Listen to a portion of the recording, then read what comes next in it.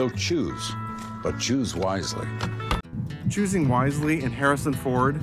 Where have I heard this before? You have chosen wisely. Oh, that's right. Indiana Jones and the Last Crusade.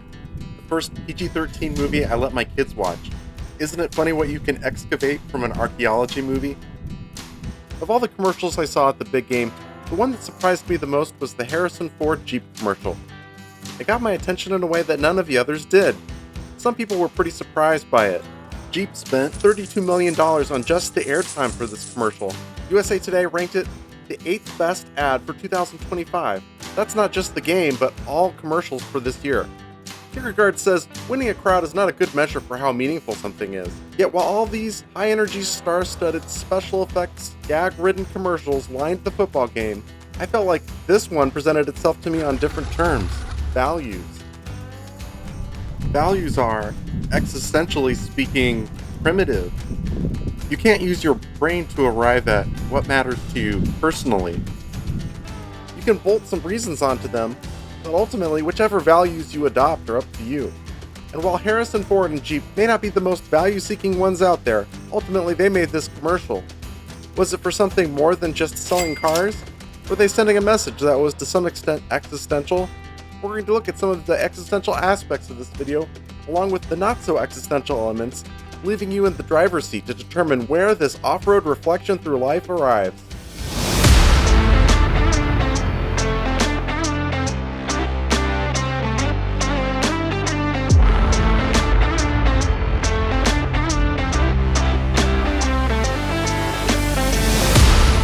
I wouldn't call Harrison Ford an existential hero per se, but he has been involved in some interesting humanitarian work. He likes to fly his planes, and apparently he's used them to rescue people who got themselves into trouble. Harrison Ford has probably worked harder than most celebrities, maybe all celebrities, to keep his personal life private. Harrison Ford seems to have been pretty open about how he could have done better as a father, which at least sounds authentic. The commercial uses the word free or freedom 6 times in its short 2-minute run. It's very similar to an essay by Jean-Paul Sartre or a speech by Ronald Reagan. Sartre saying we are condemned to be free. Kierkegaard saying that even the choice to not choose is a choice. Freedom is for everybody, but it isn't free. Harrison Ford resists the trend to take credit for good things by just expressing that a group of people feel entitled to it. This is, after all, very practical. If you want the freedom to do whatever you want with the place where you live, you're going to have to go through some effort to go about owning it. They don't give out houses for free, you know.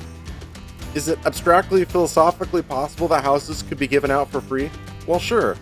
Just like it's possible that freedom can happen on its own. In theory, having a personal identity is a lot like that. It's not going to get handed to you by the community or by some big idea. Real heroes are humble. Humility is a subjective truth.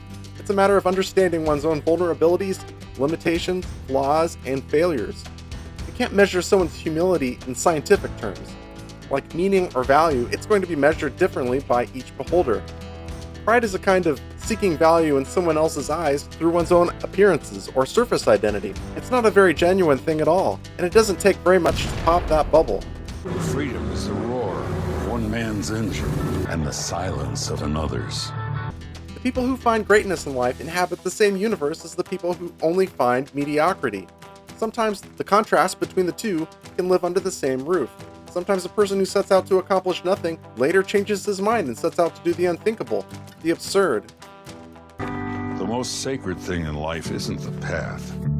It's the freedom to choose it. What I'm hearing in this one is the overthrow of determinism. Determinism is the view that says we have to do what we do because of money, or because of our genes, or because somehow the stars influence us. When we say we have no choice in a matter, it means that for existentialists like Jean-Paul Sartre, we are living in bad faith. And when someone says they have to do something, it's usually something they are embarrassed about or ashamed of. What if we could do things we weren't ashamed of? What if we could do things that inspired ourselves? Opening yourself up to the options you have in this short life is the power of freedom. Culture tries to make everyone the same. The world tries to make everyone the same.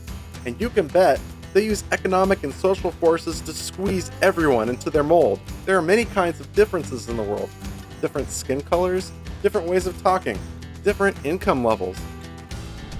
Every single person, every instance of a person, has a separate existence from everyone else who has ever lived. You don't have to be friends with someone to wave at them.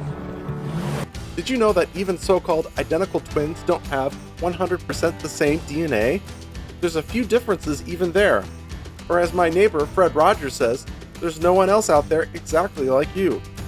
Even if every other human being, everyone with the same nature as you, chose to compromise what mattered to them, it wouldn't mean you had to do that. Since we never truly know what is going on inside someone else, relationships have to be built on who you are. If you wait to see if someone else values you before you value them, you're cheating yourself. Waiting to see whether people like you can become like another way to put someone else in charge of your life. Instead of waiting for permission to value someone, why not make your own decision about it? Choose what makes you happy. Genuine happiness, when it is understood simply and without reservations, is a river of clarity, a fountain of perspective. While people seldom understand what makes them happy, a true understanding of happiness is one of the most reliable guides through life. Different people say different things bring happiness into their lives. So if you want to understand happiness, you have to understand it in your own life. Otherwise, society will just use it to manipulate you.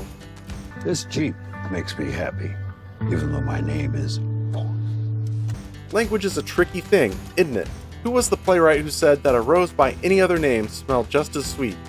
If a person named Ford can promote a Jeep, then who is to say that people like you and me can't promote a life of good choices, even if other people say we're making bad ones?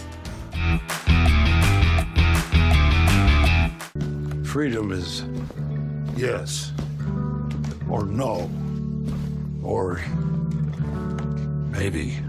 It's hard to think of anyone finding greatness, and yes, greatness is core to existentialism, with a slogan like, maybe?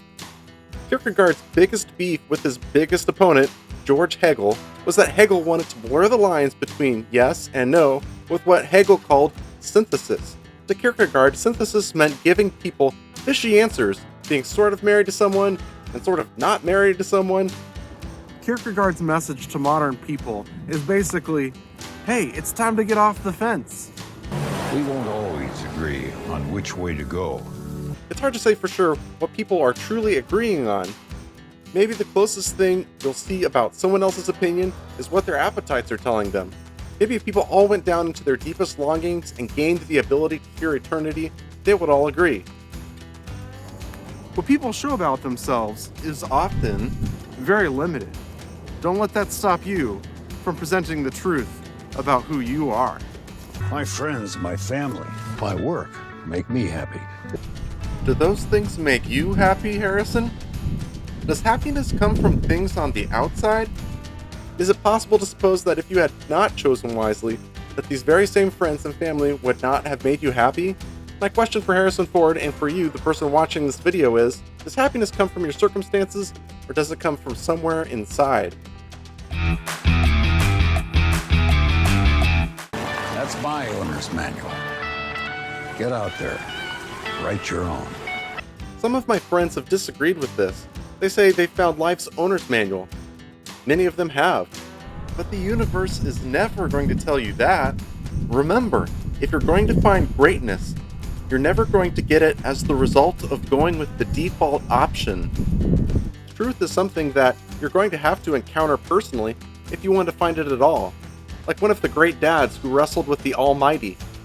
Jesus didn't teach that everyone finds the truth, but he did teach that everyone who seeks finds. The Bible isn't going to tell you if you're going to make it your owner's manual or not. Even though heaven well understands what call you're going to make, it's not going to make it for you. Did this commercial resonate with you? Did you suppose that there was more going on than just selling cars? Don't forget to leave a comment, and while you're at it, like and subscribe, and I'll see you in the next video.